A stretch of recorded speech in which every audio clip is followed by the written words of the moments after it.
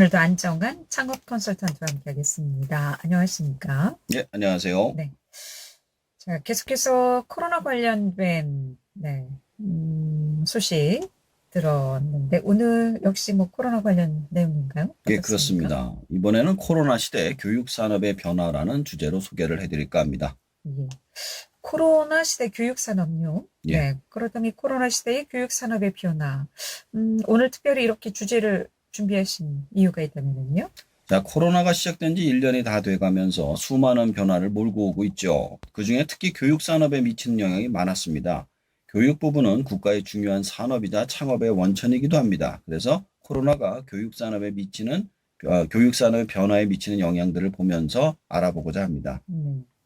자, 그럼 세부적으로 들어가서 어떤 영향들이 좀 있다고 볼 수 있을까요? 전 두 가지로 봤습니다. 첫 네. 번째로 코로나로 인한 학교 교육의 한계, 두 번째는 코로나로 인한 학원 교육의 한계입니다. 학교와 학원의 예, 교육의 한계. 예. 자, 그렇다면 첫 번째, 코로나로 인한 학교 교육의 한계, 어떤 내용입니까? 자, 학교라는 곳이요. 산업혁명 당시 대량 생산을 위해서 많은 사람들을 한 곳에 모아서 가르치는 형태로 시작이 된 겁니다. 그 형태가 19세기에 시작이 되었는데 21세기까지도 현재까지도 유지를 하고 있다는 점이죠.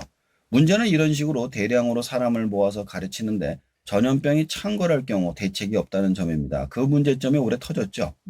1학기에는 3월에 개학을 못하고 5월에 개학을 하고 2학기에는 3일에 한 번씩 3주에 한 번씩 학교를 갔습니다. 실질적으로 수업 일수가 3분의 1밖에 되지 못해서 학력 저하가 발생할 수밖에 없는 상황으로 가고 있습니다. 특히 초등 저학년의 경우 아예 기초적인 학습이 되지 못해서 말하기, 듣기, 쓰기, 읽기조차 어려운 경우가 많아지고 있습니다. 그 외에 다른 학년들도 마찬가지입니다. 학력 양극화가 심각해지고 있습니다.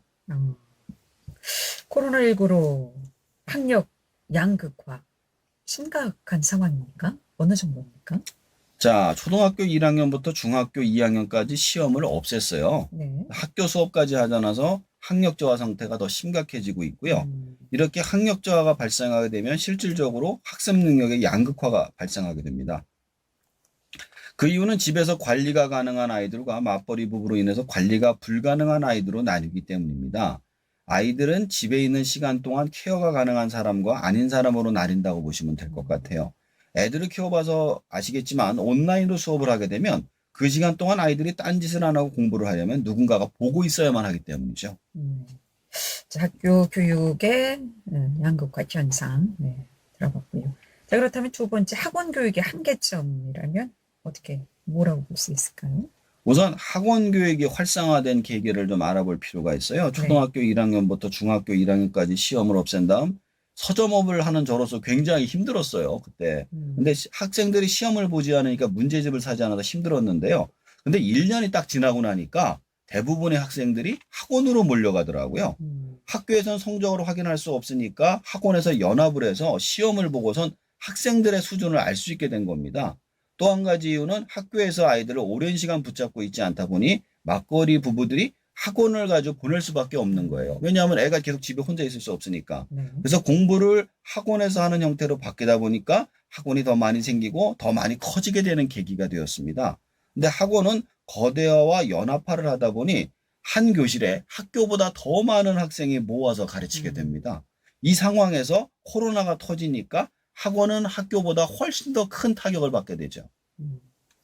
학생들이 학원으로 몰리면서 문제집은 많이 나갔나요? 좀 아, 영향이 있던가요? 그쵸. 이제 아, 학교에서 나갔어야 될 문제집들이 학원으로. 학원에서 이제 바뀐 거죠. 그러니까 음, 학교에서 시험을 안 보니까 음, 학원에서 시험을 보니까 그쪽으로 몰려가게 된 음. 거죠. 예. 그런데 학원이 왜 학교보다 더 큰 타격을 입게 됐을까요? 자, 이제 학교는 학생들이 가지를 않아도 나라에서 운영을 하니까 네. 선생님들이 월급이나 운영비를 지원받는데 문제가 없죠. 근데 학원은 집합금지 상태로 갈 수가 없으니 학원비를 받을 수가 없잖아요. 음, 많은 학원들이 긴 기간 동안 문을 닫아야만 했으며 닫는 동안 원비를 걷지 못해서 굉장히 힘들게 음, 했습니다. 더 큰 문제는 대부분의 학원들은 월세로 들어간 상태라 수입이 전무한 상태에서 비용 계속해서 들어가야만 되기 때문에 많은 학원들이 폐업을 했습니다. 학원들이 이번 사태로 2달 정도 휴원을 한 경우가 굉장히 음, 많았습니다. 음. 자, 그리고 학교 교육, 또 학원 교육이 이렇게 힘들어진 졌다면 우리 학생들은 계속해서 이 온라인 언택트 수업을 할 수밖에 없는 상황이었죠. 그렇습니다. 이러한 한계점들 때문에 네. 성장한 교육 산업들이 있습니다. 첫 번째는 온라인 교육이 활성화됐고요. 네. 두 번째는 방문 교육이 활성화됐습니다. 온라인 교육. 지금 계속 또 뭐 코로나19 확진자 늘어나면서 또 일부에서는 언택트 온라인 수업이 진행되고 있는 것으로 알고 있는데 온라인 교육이 그럼 어떤 식으로 활성화되었다고 볼 수 있을까요? 자, 우선 기존의 EBS를 비롯해서 화상회의 시스템으로 많이 활성화가 됐습니다. 코로나 초기에 학교에 가지 못할 때 학교에서는 온라인 수업이 전혀 준비가 되어 있지 않았어요. 그래서 일단 학년별 EBS를 보라고 했습니다. 당시 아이들은 학교도 가지를 못해서 교재도 없는 상태에서 수업을 받는 경우가 대부분이었습니다. 교재를 드라이브 스루로 공수를 해서 가져갔죠. 그리고 나서 2학기쯤에는 줌이나 다른 화상 프로그램들로 선생님이 아이들과 소통하면서 하는 수업으로 변화해 갔습니다. 근데 대부분의 학교들은 숙제를 내주고 그것을 아이들이 등교할 때 확인하는 방식으로 바뀌었습니다. 온라인 학습지가 엄청 많이 선전을 했어요. 기존의 학습지들이 발빠르게 온라인 학습지로 변화를 추구하면서 회원이 최대 70%까지 증가를 했다고 합니다. 그럼 온라인 수업이 실제 수업만큼 도움이 됩니까? 자, 제가 아시는 선생님께 물어봤습니다. 네. 자, 이게 잘하는 애는 상관없는데 못하는 애들은 정말 끔찍하다. 이게 중간 이하서 보통 효율이 많이 떨어진다고 이야기를 하시더라고요. 또한 집에 부모님이 있는 경우에 교육을 하는 것과 아닌 경우의 차이가 엄청나게 난다고 합니다. 실질적으로 온라인 교육을 하려면 학생들을 온라인 기기 앞에 온전하게 잡아둘 수 있는 형태로 교육을 진행하지 않으면 효과가 없을 거라고 이야기를 하죠. 집중을 안 하면 수업 아무 의미가 네, 없죠. 의미가 그냥 없죠. 기기만 틀어놓고 옆에서 게임하고 있어요. 네. 그래서 학원에서 숙제를 많이 나눠주고 있고요. 학교에서 숙제를 많이 나눠주고 있고요. 학원들의 경우 대화형으로 질의문답형으로 진화를 하고 있는 형태입니다. 학원들이 온라인 수업에 더 적극적으로 변화하는 이유는 학원은 학교와 달리 수업을 하지 못하면 원비를 받지 못하니까 네. 더 빠른 형태로 변화하고 있는 거죠.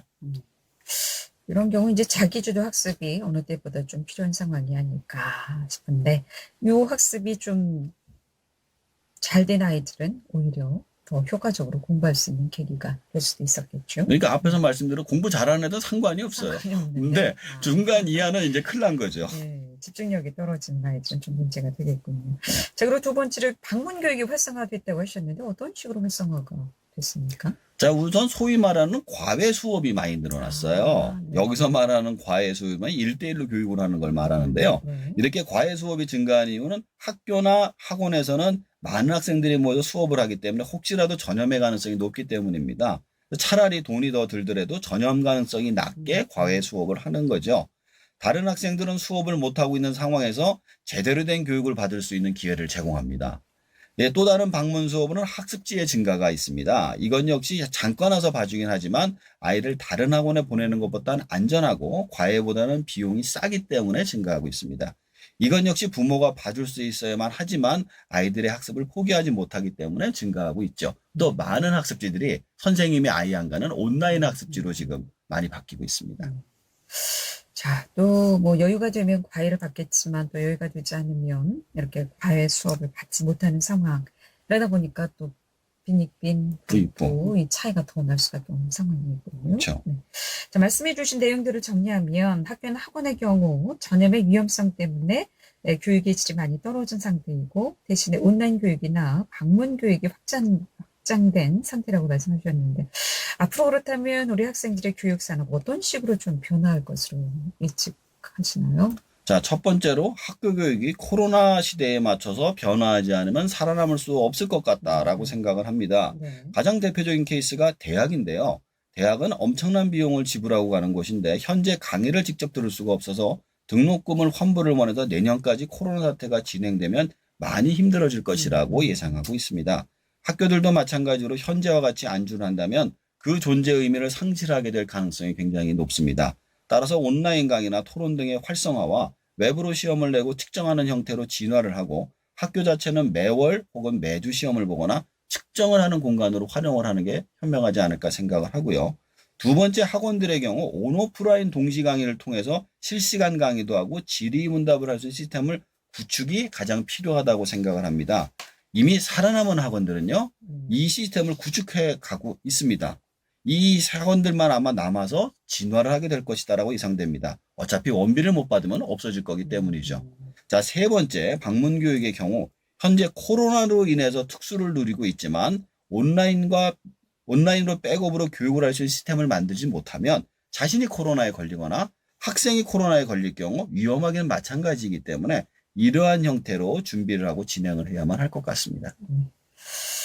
귀로 듣는 창업 정보, 오늘은 코로나 시대 교육 산업의 변화에 대해서 안정환 창업 컨설턴트와 함께했습니다. 잘 들었습니다. 고맙습니다.